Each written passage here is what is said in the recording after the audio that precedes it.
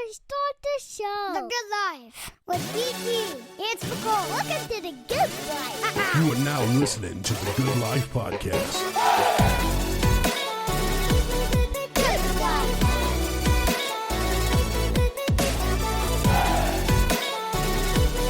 Good Life.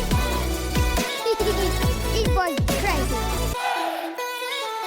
You are now listening to the Good Life Podcast. Good Life. What? Hey, welcome to the Good Life Podcast. My name is David Taylor. Yo, it's Spicoli. What's poppin'?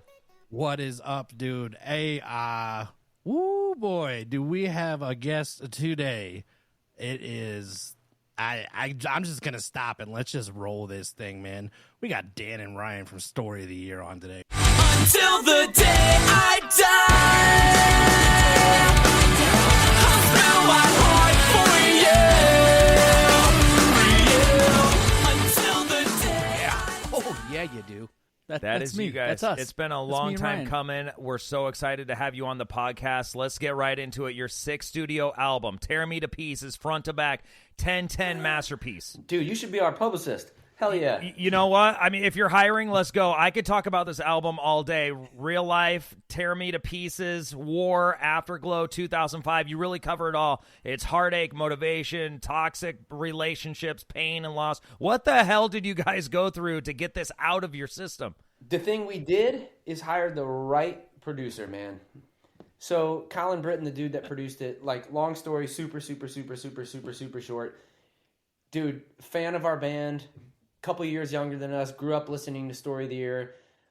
Page Avenue was kind of the reason he got into like music production and all that stuff. So it's like we were pretty influential in his development as an artist and creator and producer. So this dude knew what we, he like really had a vision of how he thought we should sound in 2023, and it really helped the record in every conceivable way, man. Like he would just be like, "Hey, Story of the Year wouldn't go to that chord. Story of the Year would go to this chord," and be like, "Fuck, you're right, dude." Story of the Year wouldn't, scream there. Story of the Year would like sing there or like whatever, blah blah blah. So like that dude just turning the knobs in all the right ways and just,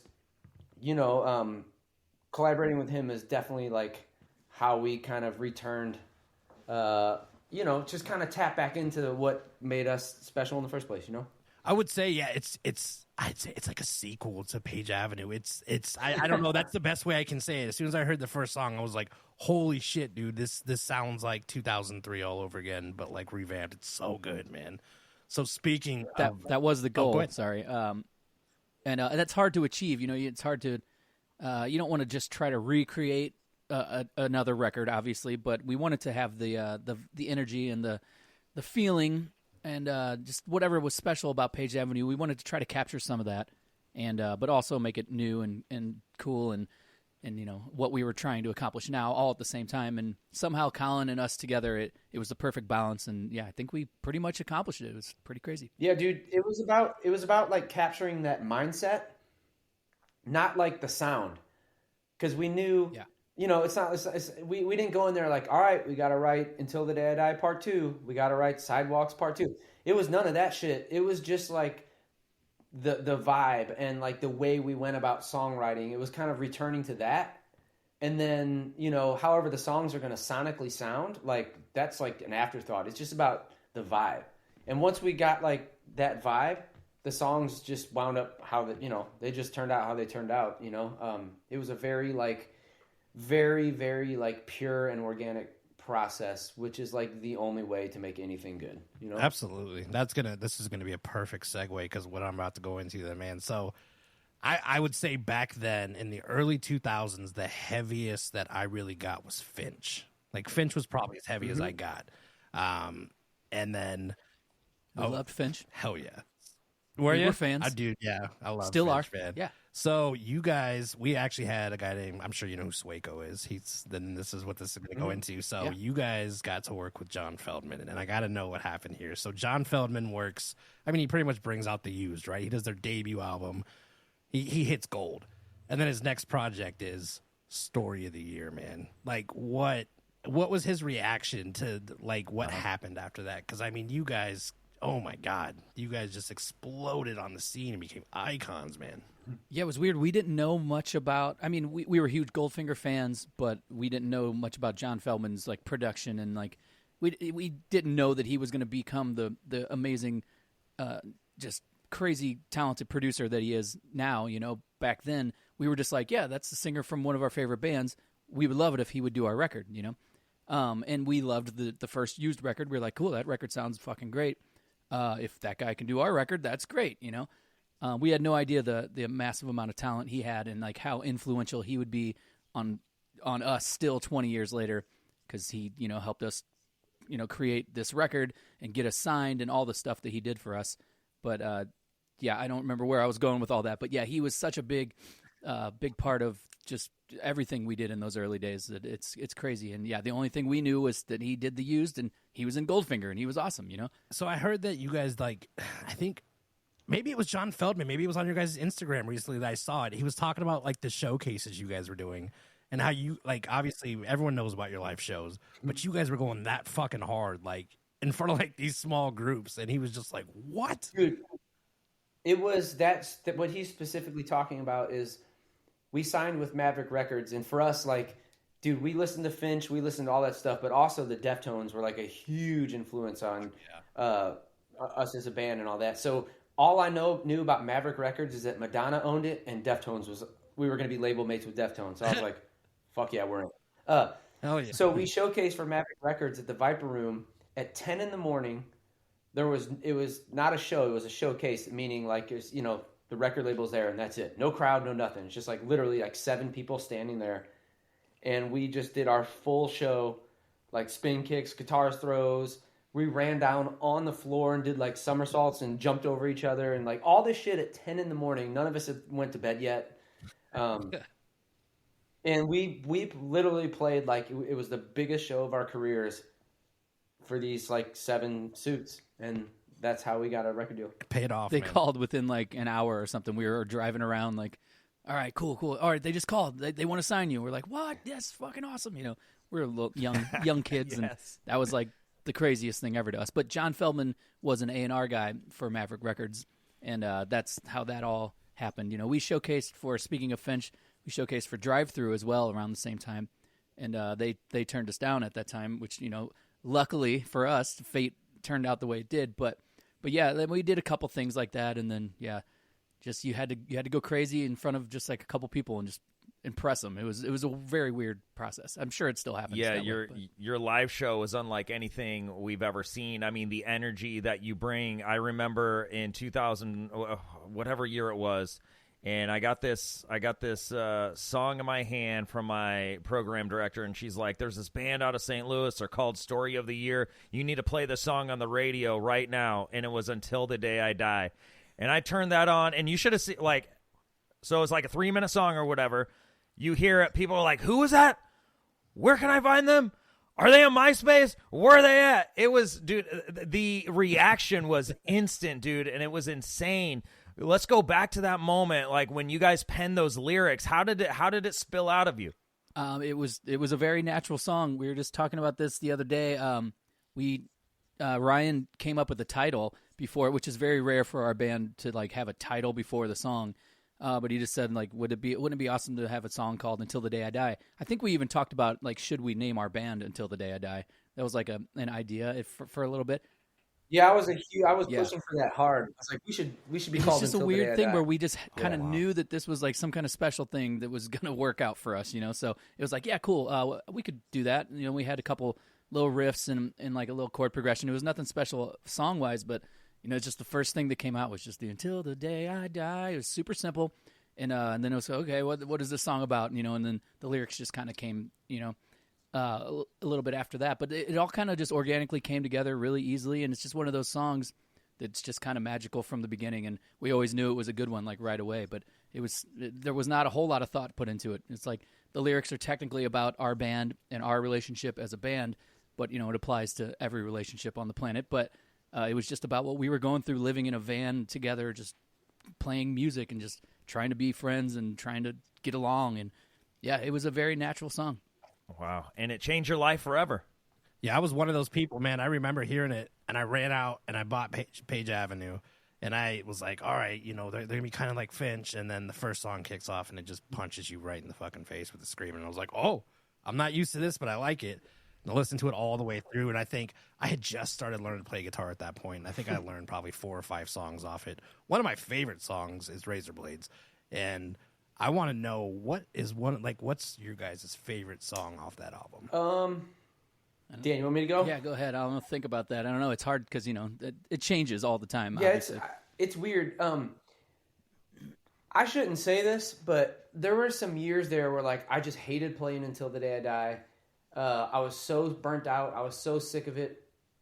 And now, like, enough time has passed that like it's a really important song, and the lyrics kind of have like a whole second life to me, like. Because, dude, being in a band, it's not like digging ditches for a living or a coal mine or anything, but, like, dude, it's a grind. It's the best job in the world, but it's a grind. We've had years where it's like, bro, it's been hard. Like, fuck, should we get on food stamps kind of hard, And, you question all the time. It's like, man, should I stop doing this? Like, do people give a shit? Like, should I just get a job? Like, it'd be nice to have health insurance, blah, blah, blah. I mean, there were some tough years, but it's like, we stuck it out. We do it because we love it and because we love each other and because ultimately, like, we're literally like best friends. And those lyrics just have taken on such like a new life for me, like in my personal life, and how much I appreciate these dudes and how like fucking stupidly lucky I am to be doing this for a living still. So it's like that one to me went from being like a song that I was almost embarrassed about to like being so important to me on a philosophical and emotional level that like it's hard to overstate like how much now I love to play it and I love to hear people sing along to it. And because like it's shit, like I'll take my in-ears out for people listening. In-ears are like they're like really fancy headphones that you play live. I'll take them out just so I can hear the crowd really loud on that song, just because it really like, hits me pretty hard. Yeah, seeing the crowd reaction to any any song like that or an Anthem of a Dying Day, like the way they connect with people still, that's amazing. To play them live. I would say, I think collectively as a band, one of our favorites that's like just an album track is Dive Right In.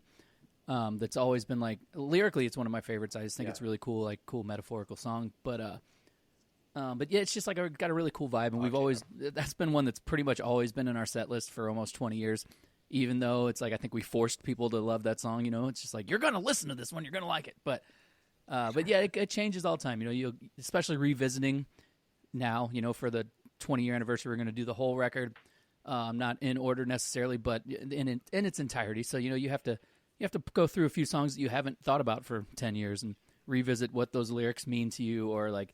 It changes completely. It's a different meaning now than it was 20 years ago when we were writing these things. But yeah, it's always different.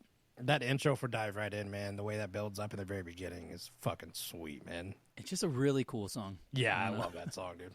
I'm glad you guys forced it on us because, yeah, that song bangs, dude. You can still listen to it today, and there's just something about how your songs are timeless and how they still resonate. And I feel like, I don't know, I just always feel like going back to that album, it just feels evergreen. It can live forever. I mean, did you think about that when you're writing it? Like, oh, this is something I could listen to in 2023. Definitely not. No. We were like, I hope this is cool in 2 months whenever somebody maybe buys this album, But I think the purity of like what we were doing at the time and it was very natural, and like we were just living a life that we were just friends playing music together, and it shines through in these songs. There's nothing fake about it. There's nothing forced, and I think that that's what lives on, and that's why it still connects, because it's just an honest record. It's real music made by young, youthful, happy, weird kids just playing music, and I think that stands the test of time when you're not forcing it. Crazy, man. Spicoli actually has a really cool question about Spicoli, I'll let you talk about it, about Through Fire and stuff. Yeah, my buddy's in a band called Through Fire, and his name is Justin McCain. He has a daughter named Annalise,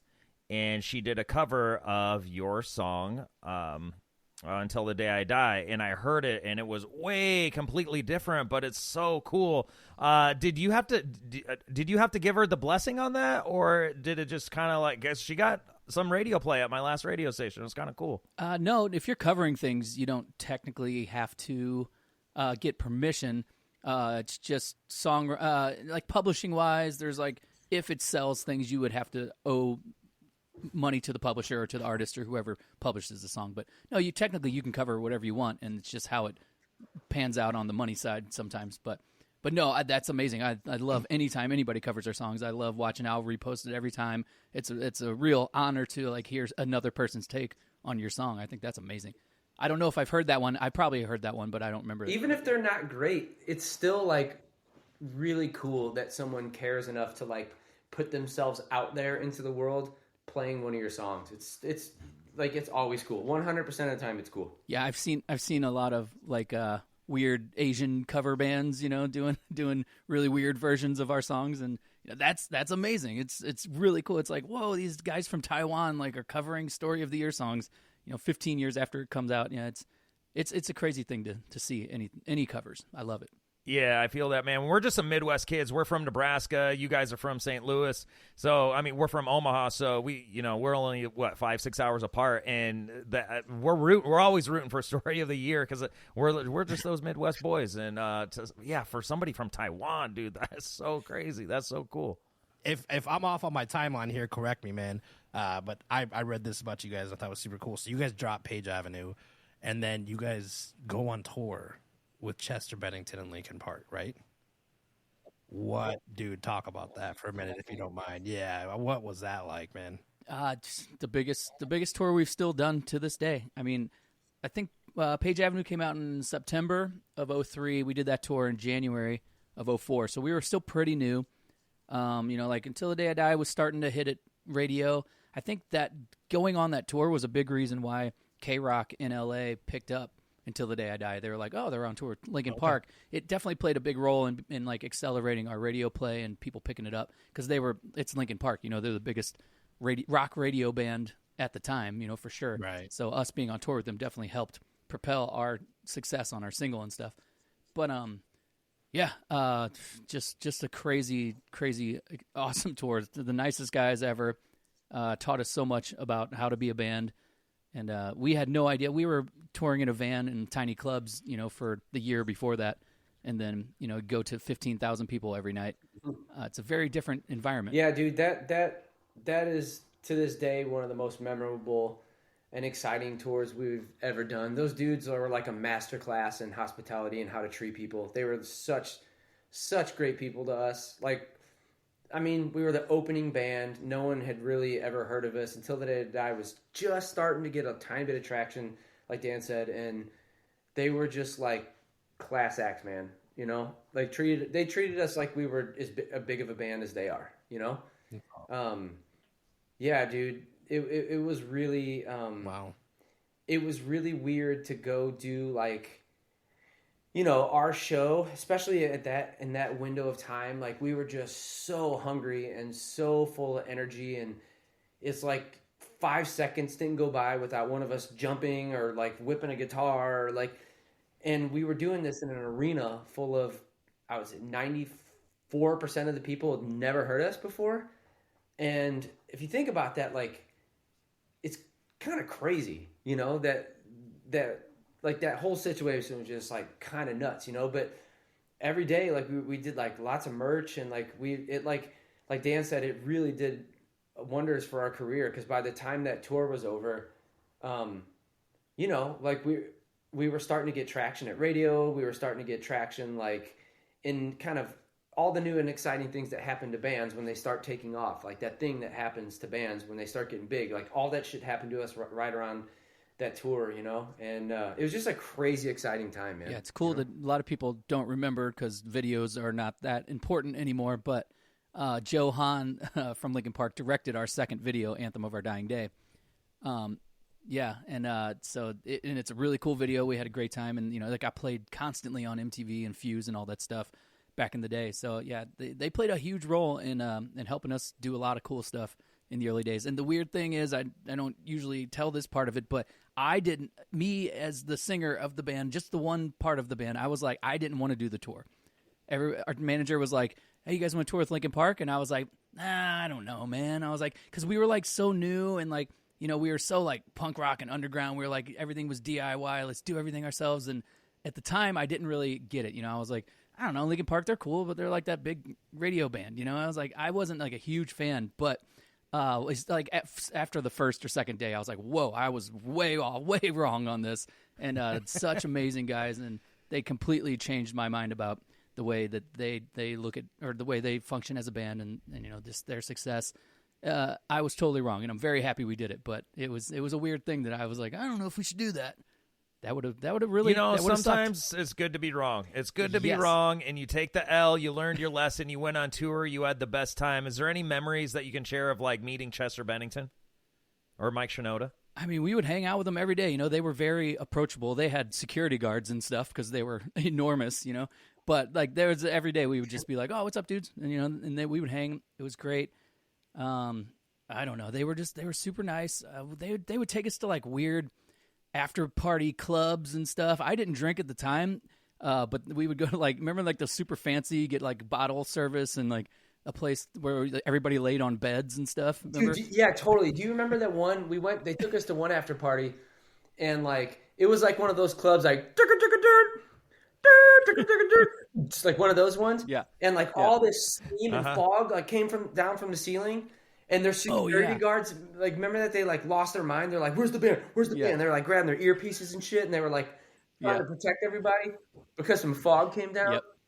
Yeah, because you couldn't see anything. Like all the vision just went away, and they were freaking out, and we're like, "This is hilarious." Yeah, but that tour was like the first time, like Dan said, you know, we were like super van trailers playing in front of 15 people, like, so that tour was the first time we'd ever seen like a real crew, like how a band, like a big band, like operates. I remember being like, my mind was like blown that they had like a production manager assistant that just like walked around and like did things for the band. Like bass player would be like, "Hey, is my laundry done?" And there'd be like a person that would like go figure it out. I was like, they have a fucking person that does their laundry, you know?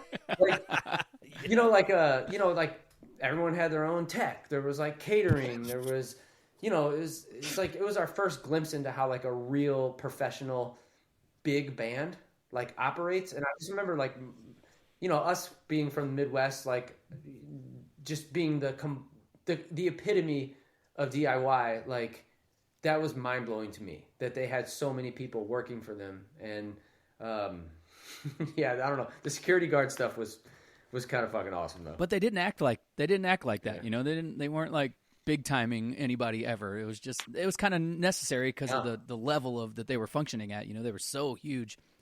And but they were still just super down to earth, super awesome guys. Still are, you know, all of them. But we'll be back after a quick break. Up in the castle, evil mischief stirs. Plan number 42. I shall turn myself into a cat and get adopted by the butcher's daughter so I can learn all her secrets. Then, I will use them to make her fall in love with me. What do you think, Wilson? Hey, check out 1v1 Me DM on all podcast platforms to see more of Dracula's perfect plans at finding true love.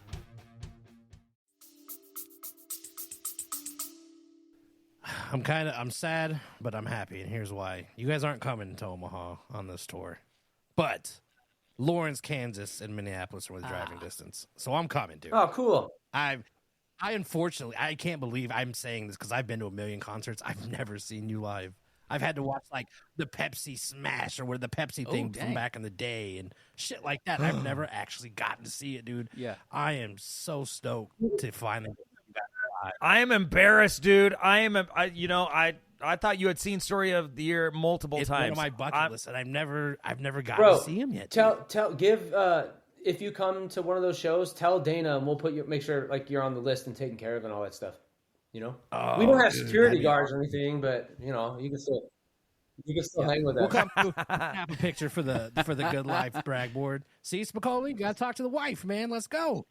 I know. The Lawrence, Kansas one is within driving distance. What can people expect? For people like David who have never seen Story of the Year, and you're out doing, and you're celebrating this 20th anniversary, which everybody should be hype about because Page Avenue is like, that's the standard right there. What can people expect at your live shows?